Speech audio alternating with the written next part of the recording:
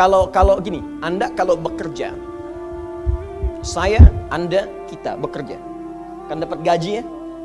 Gaji. Ya, itu bahasa Arabnya gaji. Sekarang ada yang menyebut ratib. Ratib.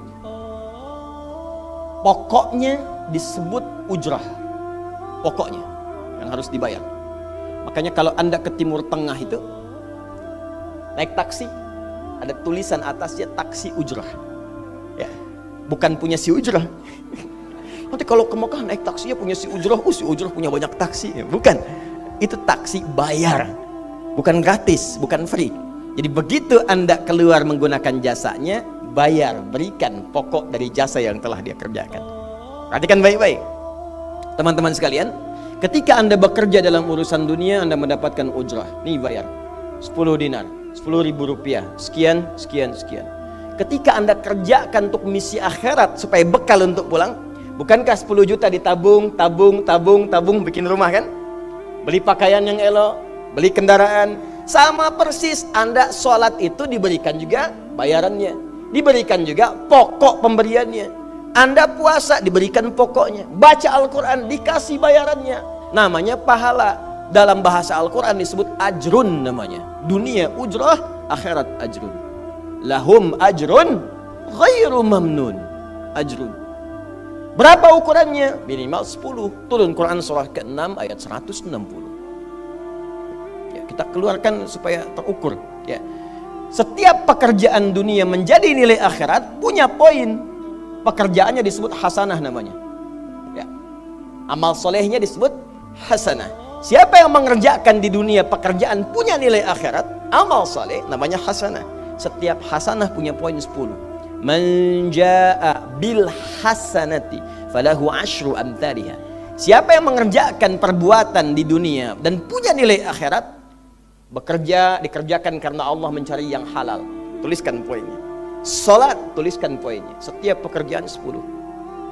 Hitungannya 1 keduanya 500 tahun, 2 ketiganya 500 tahun, 3 keempatnya 500 tahun. Jadi jangan menghitung 1, 2, 3 terlalu sedikit. Di hadis Muslim saya sering katakan ke masjid saja dapat 25 poin baru nyampe. Jarak 1 kedua 500 tahun. Jadi kalau ada yang tidak sholat dalam sehari, 1 kali sholat kehilangan 10 pahala kali 500 tahun. Dia kehilangan pahala 5.000 tahun. Ya, dosanya berapa? Nah, makanya sering kita bermohon begini, ya Allah, jadikan semua perbuatan duniaku punya nilai akhirat supaya ditampakkan di akhirat. Di hasanah dunia ini akan ditampakkan saat dihisab di akhirat. Makanya sering kita katakan, ya Al-Baqarah ayat 201, wa minhum may yaqulu rabbana atina fid dunya.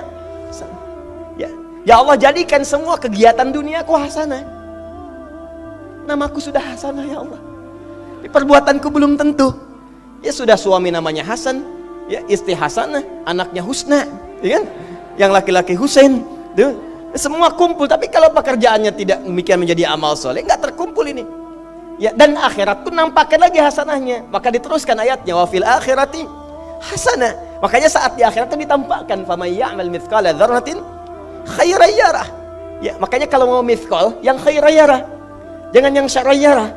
Ya, pada yang baik-baik, miskol tahajud, miskol untuk baca Quran, ya, miskol untuk bisa tilawah, miskol untuk mengingatkan puasa sunnah, itu khairan yarah. Ya, mithqal pada yang tidak bagus tinggalkan, itu syarran yarah. Ini balik sini. Maka dapat kita nilai ini kembali kepada Allah, kumpulkan semua ini. Tinggal nanti tergantung Anda mau punya rumah di yang mana daerahnya. Komplek yang elit. Di Indonesia di sini Jakarta ada Pondok Indah. Ada beberapa tempat-tempat yang lainnya, elit kalangannya, Menteng dan seterusnya. Maka di surga pun ada komplek yang elit-elit. Ada Firdaus, ada surga Aden, ada macam-macam. Tinggal Anda cari bekal yang serius, turunkan kemudian ke bumi. Cuman sayang, dari sekian waktu yang Allah berikan disebut dengan ajal, menjadi batasan kita untuk beramal. Setiap kita dibatasi oleh waktu. Seperti Anda pun bekerja dunia, bukankah ada waktunya? Waktu produktif untuk bekerja, setelah itu ada masa pensiunnya.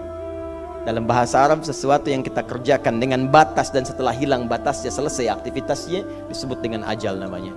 Maka Allah membuat ketentuan, kita pun tidak abadi di bumi. Setiap kita punya batas waktu. kalau selesai dinas kita dan pulang kita untuk mempertanggungjawabkan semua yang kita kerjakan di sini. Maka turun Quran surah ke-7 ayat 30 berapa? 4 untuk menggambarkan ini.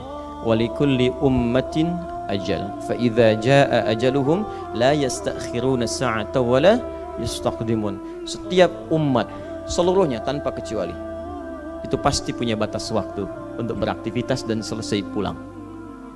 Aktivitas kita ketika bergerak mencari kehidupan ma'isyah, pekerjaannya disebut dengan asya.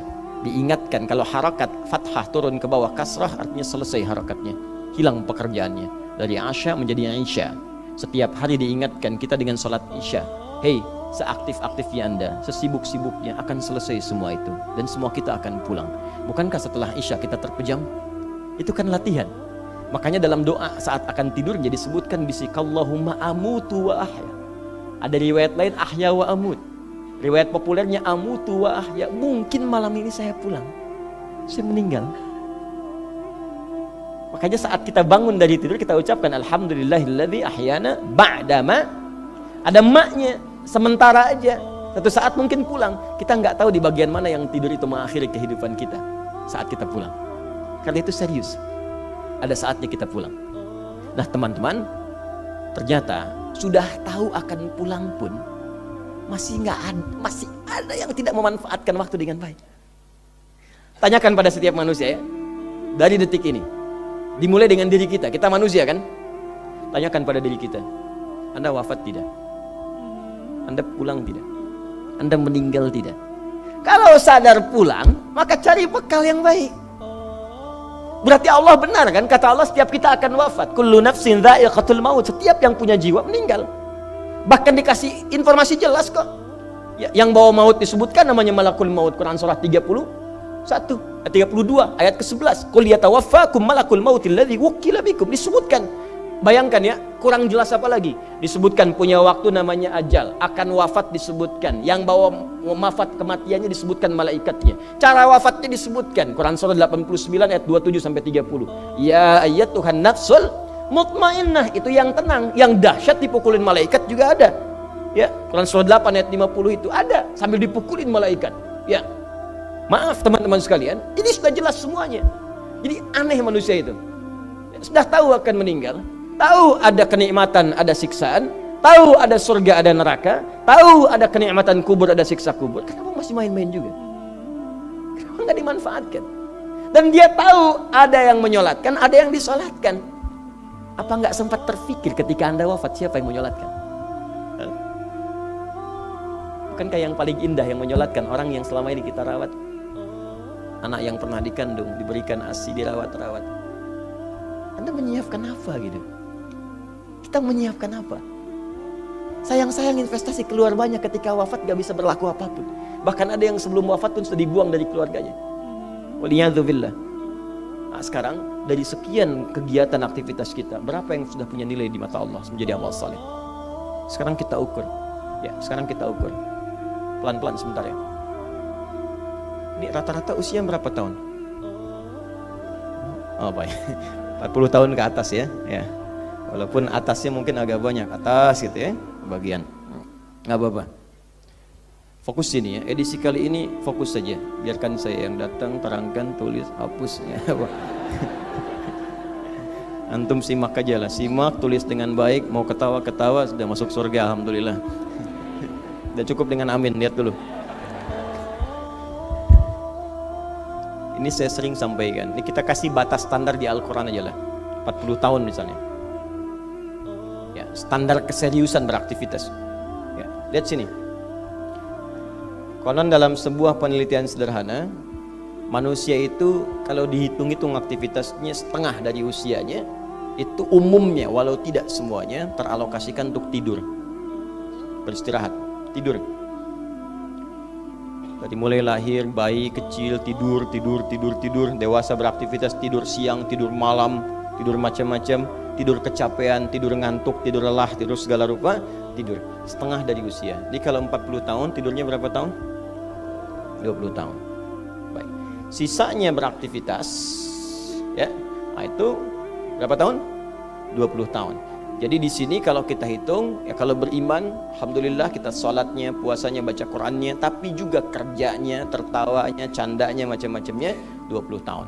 Dari 20 tahun ini, berapa yang jadi aktivitas ibadah? Yang jadi ibadah berapa? Ya, jangan terlalu pesimis ya, ambil 10 tahun misalnya. 10 tahun ibadah. Nah, jadi di sini adalah sholatnya, baca Qurannya, puasanya, dan sebagainya, sedekahnya, infaknya. Apakah semua ibadah itu langsung diterima? Belum tentu. Syaratnya ikhlas. Wa ma umiru illa liya'budullaha mukhlishina lahuddin. Quran surah 98 ayat 5. Pertanyaannya, dari ibadah yang kurang lebih 10 tahun ini, berapa tahun yang ikhlas? Ya, ambillah tengah-tengahnya 5 misalnya kan. 5 tahun. Ini yang ikhlas, insya Allah. Yang ikhlas kurang lebih 5 tahun. Jadi usia 40 tahun ini yang produktif amalan yang kurang lebih harapan kita diterima oleh Allah insya Allah 5 tahun. Dosanya berapa tahun?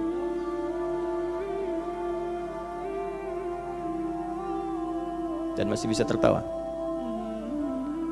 Dan masih mengharap surga. Masih ingin ke surga Firdaus. Masih ingin mendapatkan segala hal yang istimewa. Sementara kita sadar, gini caranya begini. Coba ucapkan dengan kalimat yang lantang bahwa Anda tak punya dosa. Kalau tak mampu, berarti punya dosa. Ucapkan Anda sudah siap ke surga. Kalau tak mampu, amalnya masih kurang. Jadi kalau sudah merasa amal masih kurang, dosa banyak, terus masih main-main juga. Sudah tahu usia sudah di atas ini, ada yang 50, 60 tahu, waktunya sedikit. Yang kemarin-kemarin banyak yang sia-sia. Jadi kalau yang kemarin-kemarin kurang, masa sisanya masih dikurangi juga? Anda 40 tahun, 50 tahun, 60 tahun. Sekarang anak 4, 5 tahun, bahkan matanya buta, ada laki-laki, ada perempuan, sudah jadi penghafal Quran. 5 tahun hafal Quran. Belum baligh. Dan berharap punya bekal di hadapan Allah. Kemarin sahabat saya, Syekh Ali Jabir, ya, datang ke Bekasi. Cerita tentang Kaila, anak 5 tahun, mata buta. Murajaah hafalan Quran sehari 5-7 juz. Dikatakan oleh beliau, Kaila, apa enggak capek terlalu banyak? Kamu kan punya uzur di hadapan Allah. Allah Maha memahami keadaan kamu. Apa enggak lelah? Saya malu justru kepada Allah kalau kurang daripada itu. Anak 5 tahun mengulang hafalan Quran setiap hari 5-7 juz, dan malu kalau kurang di bawah itu sebagai bekal untuk menghadap Allah. Anda diberikan kesempatan sampai lebih daripada 50 tahun, lebih daripada 40 tahun, lebih daripada 20 tahun. Dan sampai kesempatan itu, sampai hari ini pun untuk baca pun belum punya waktu. Dan Anda mengharap surga, Anda siapa?